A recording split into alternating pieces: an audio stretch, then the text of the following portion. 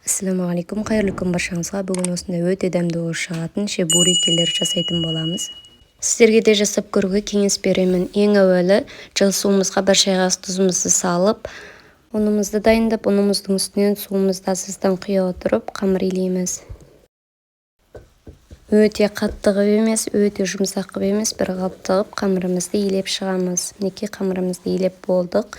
Енді салафан менен орап, камырыбызды тындырууга коюп коебуз. Енді салмасын дайындайтын боламыз. Ол үчүн бизге жуусай керек болот. Жуусайыбызды усактап турап чыгабыз. Одан кийин жумурткамызды дайындап, аз туз сеуп, аралаштырып, одан кийин жумурткамызды майга кууруп алабыз. Майга кууруп болгондон кийин осулай усактап алабыз жумурткамызды. Одан кийин барып, жуусай менен аралаштыратын боламыз. Минекей осулай усактап алабыз жумурткамызды.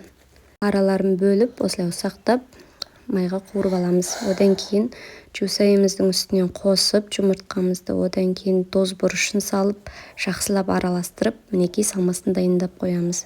Енді тынган камырыбызды алып, бөлүктөргө бөлүп чыгабыз.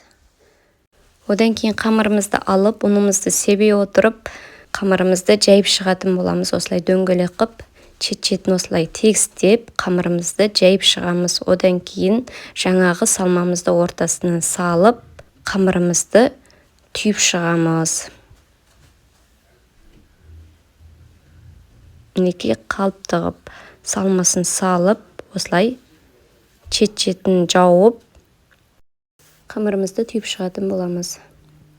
Дәл бейнеде көрсөтүлгөн сыяктуу осулай чет-четин жауып, осулай иртпек кылып чет-четин түйүп чыгатын боламыз.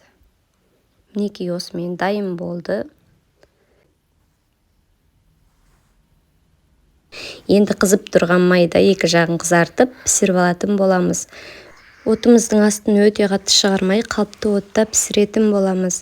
Майымыз өтө кызып кетсе, сырты кызарып, ичи чийки болуп калуу мүмкүн. Сондуктан отумуздун астын баяулатып устайбыз. Өтө дәмдүү болуп чыкты. Силерге де жасап көрүүгө кеңес беремин. Назарларыңызга көп рахмет.